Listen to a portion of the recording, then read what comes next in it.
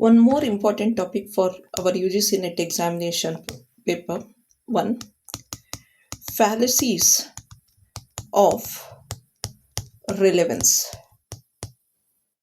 ಫ್ಯಾಲಸೀಸ್ of relevance ಅನ್ನುವಂಥದ್ದು important topic.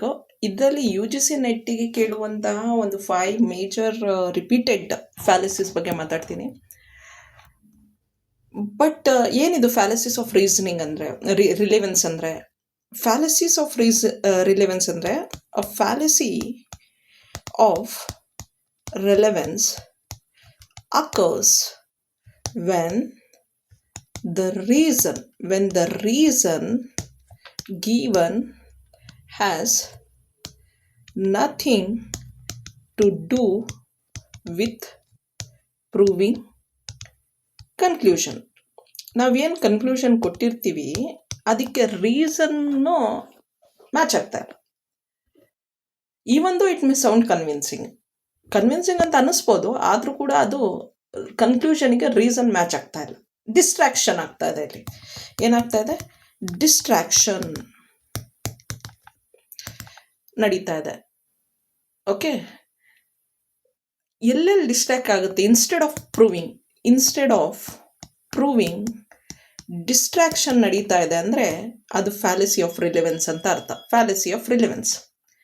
So ಕೆಲವೊಂದು most important fallacies of relevance in perspective of examination most important is ad hominem ಅನ್ನೋದು ನಾವು ತುಂಬ ಸಲ ಎಕ್ಸಾಮಿನೇಷನಲ್ಲಿ ಅಟೆಂಡ್ ಮಾಡಿದರೆ ನಮಗೆ ಗೊತ್ತಿದೆ. Ad hominem is a fallacy of relevance.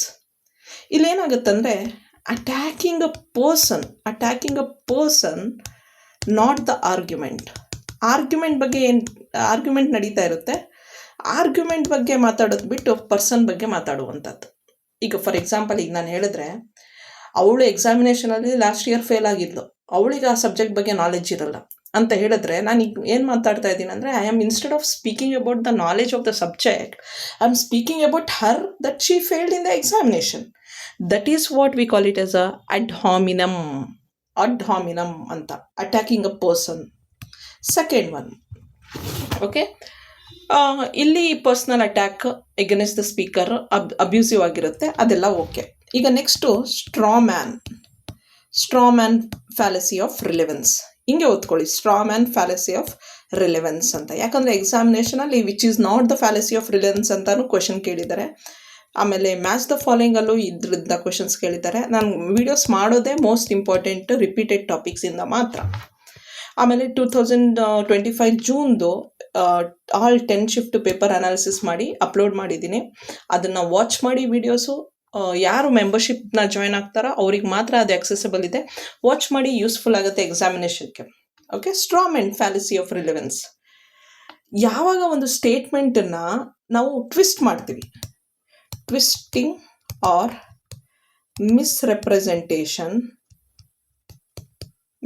misrepresenting the opponent's argument. ಈಗ ಫಾರ್ ಎಕ್ಸಾಂಪಲ್, ಒಂದು ನಾವು ಬಿಗ್ ಬಾಸ್ ನೋಡ್ತಾ ಇರ್ತೀವಿ. ಬಿಗ್ ಬಾಸಲ್ಲಿ ಏನಾಗುತ್ತೆ ಅಂದರೆ ಒಂದ್ಸಲಿ ಅಶ್ವಿನಿ ಮತ್ತು ಅವಳೇನೋ ಹೆಸರು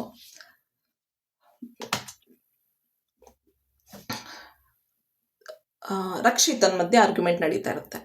ರಕ್ಷಿತಾ ಹೇಳ್ತಾಳೆ ದಟ್ ನೀವು ನಿಮ್ಮ ಆ್ಯಕ್ಟಿಂಗನ್ನು ಆಚೆ ಕಡೆ ಇಟ್ಕೊಳ್ಳಿ, ಇಲ್ಲಿ ಬಿಗ್ ಬಾಸ್ ಮನೆಯಲ್ಲಿ ಆ್ಯಕ್ಟಿಂಗ್ ಮಾಡಬೇಡಿ ಅಂತ. ಅದನ್ನು ಟ್ವಿಸ್ಟ್ ಮಾಡಿ ಅಶ್ವಿನಿ ಹೇಳುವಂಥದ್ದು, ನೀನು ನಮ್ಮ ಆ್ಯಕ್ಟಿಂಗ್ ಮಾಡೋರ ಬಗ್ಗೆ ಕೆಟ್ಟದಾಗಿ ಮಾತಾಡಿದೆ, ನಾವೆಲ್ಲ ಆ್ಯಕ್ಟರ್ಸು, ಆ್ಯಕ್ಟಿಂಗ್ ಮಾಡ್ತೀವಿ, ಇಲ್ಲೂ ಕೂಡ ಆ್ಯಕ್ಟಿಂಗ್ ಮಾಡ್ತೀವಿ ಅನ್ನೋ ರೀತಿನಲ್ಲಿ ನೀನು ಮಾತಾಡಿದೆ ಅನ್ನುವಂಥದ್ದು ಟ್ವಿಸ್ಟ್ ಮಾಡಿ ಮಾತಾಡಿದ್ದು. That is what we call it as a straw man fallacy of relevance ಅಂತ. Twisting on misrepresenting the opponent's argument. Opponent ಹೇಳಿದ್ದೇನೋ, ಅಲ್ಲಿ ರಕ್ಷಿತಾ ಹೇಳಿದ್ದೇನೋ ಅಂದರೆ ನೀವು ಆ್ಯಕ್ಟಿಂಗ್ ಮಾಡ್ತಿರಲ್ಲ, ಅದು ಆಚೆ ಕಡೆ ಸೀರಿಯಲ್ಸ್ಗಳಲ್ಲೇ ಆ್ಯಕ್ಟಿಂಗ್ ಮಾಡ್ತಿರಲ್ಲ, ಅಲ್ಲೇ ಆ್ಯಕ್ಟಿಂಗ್ ಮಾಡಿ, ಬಟ್ ಮನೇಲಿ ಆ್ಯಕ್ಟಿಂಗ್ ಮಾಡಬೇಡಿ ಅಂತ. ಬಟ್ ಅಶ್ವಿನಿ ಗೌಡ ಅಲ್ಲಿ ಮಾತಾಡಿದ್ದು ಹೆಂಗೆ ಅಂದರೆ, ನಾವು ಆ್ಯಕ್ಟಿಂಗ್ ಮಾಡೋರು ಅಂತ ನೀನು ಆ್ಯಕ್ಟಿಂಗ್ ಮಾಡೋರಿಗೆ, ಆ್ಯಕ್ಟರ್ಸಿಗೆ ಡಿಸ್ರೆಸ್ಪೆಕ್ಟ್ಫುಲ್ ಆಗಿ ಮಾತಾಡಿದೆ ಅನ್ನುವಂಥದ್ದನ್ನು, ಆ ಪದನ ಮಿಸ್ರೆಪ್ರೆಸೆಂಟ್ ಮಾಡಿ ಅಪೋನೆಂಟ್ ಜೊತೆ ಆರ್ಗ್ಯುಮೆಂಟ್ ಮಾಡಿದ್ದು. ದಟ್ ಈಸ್ ಸ್ಟ್ರಾ ಮ್ಯಾನ್ ಅಂತ ನಾವು ಹೇಳ್ತೀವಿ. ನೆಕ್ಸ್ಟ್ ಮೂರನೇದು ರೆಡ್ ಹಿಯರಿಂಗ್ ಅಂತ ಹೇಳ್ತೀವಿ. Third one is red herring. Changing the topic to divert attention. Changing the topic to divert attention. ಕೆಲವೊಮ್ಮೆ ನಾವು ಯಾವುದಾದ್ರೂ ವಿಷಯನ ಯಾರಾದ್ರೂ ಶೇರ್ ಮಾಡ್ಕೊಳ್ಬಾರ್ದು ಅಂತ ಇದ್ದಾಗ, ಓಕೆ, ಅವ್ರು ಏನಾದರೂ ಮಾತಾಡ್ತಾ ಇದ್ದಾಗ ಆ ಟಾಪಿಕನ್ನು ಡೈವರ್ಟ್ ಮಾಡಿಬಿಡ್ತೀವಿ, ಅದ್ರ ಬಗ್ಗೆ ಮಾತಾಡೋಕ್ಕೆ ಇಷ್ಟ ಇಲ್ಲ. That is red hearing. Okay, next, ಅಥವಾ ನಾವು ಯಾವುದಾದ್ರೂ ವಿಷಯನ ಮುಚ್ಚಿಡೋದಕ್ಕೆ ಪ್ರಯತ್ನ ಪಟ್ಟಾಗ, ಸುಳ್ಳು ಹೇಳುವಾಗ ಅದೆಲ್ಲ ನಡೆಯುತ್ತೆ. Next fourth one, appeal to emotions. ಅದನ್ನು ಅಟ್ ಪಾಪ್ಯುಲಮ್ ಅಂತಲೂ ಹೇಳ್ತಾರೆ, ಅಟ್ ಮಿಸೇರಿ ಕಾರ್ಡಿಯಮ್ ಅಂತಲೂ ಹೇಳ್ತಾರೆ. ಇಲ್ಲಿ ಏನಾಗುತ್ತೆ ಅಂದರೆ, using our emotions to win the argument. Logic ಏನು ಯೂಸ್ ಮಾಡಲ್ಲ. Okay, using emotions to win argument, not logic. Logic use ಮಾಡಿದಲೆ ಎಮೋಷನ್ಸ್ನ ಯೂಸ್ ಮಾಡುವಂಥದ್ದು. Okay, next fifth one, appeal to authority. Appeal to authority. Appeal to authority ಅಂದರೆ wrong authority. Wrong authority.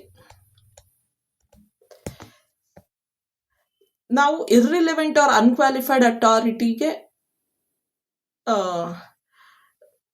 Use ಮಾಡಿಕೊಂಡು ಸಪೋರ್ಟ್ನ use ಮಾಡ್ಕೊಳ್ತೀವಲ್ಲ, that is what we call it as appeal to authority, wrong authority ಅಂತ. ಈಗ for example, ಯಾವುದೋ ಒಂದು ಅಡ್ವರ್ಟೈಸ್ಮೆಂಟಲ್ಲಿ ನಾವು ನೋಡ್ತೀವಿ, ಲೇಸ್ ತಿನ್ನಿ ಅಂತ ಬರುತ್ತೆ ಅನ್ಕೊಳ್ಳೋಣ, ಜಸ್ಟ್ ಎನಿ ಜಂಕ್ ಫುಡ್ ತಿನ್ನಿ ಅಂತ. In reality that person is not eating that junk food. Because he is a celebrity, he want to keep himself fit. That's why he is not consuming it. But in advertisement, he will show off like as if he is consuming it. Right? ಅಥವಾ ಒಬ್ಬ movie star ಬಂದ್ಬಿಟ್ಟು ಈ ಮೆಡಿಸಿನ್ನ ನೀವು consume ಮಾಡಿದ್ರೆ ನಿಮಗೆ ಇದು work ಆಗುತ್ತೆ ಅಂತ ಹೇಳಿದ್ರೆ, does it works? No. A movie star cannot give a comment on a medicine, but a doctor can give a comment on a medicine. Correct?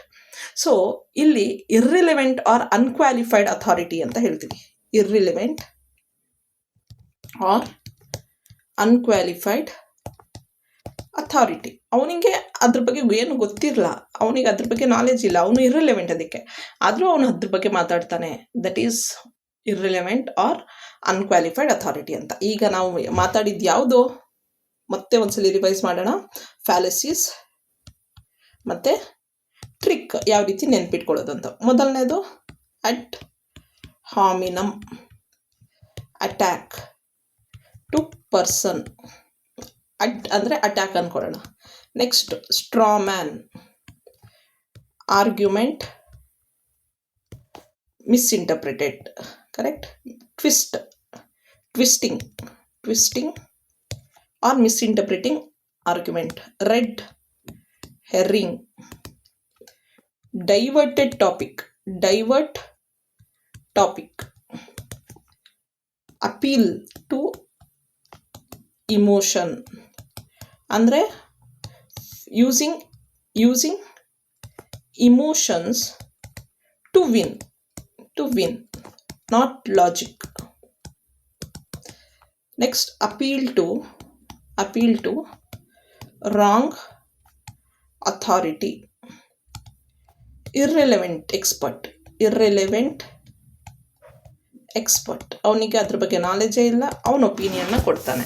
This is about fallacy of relevance. Okay, thank you.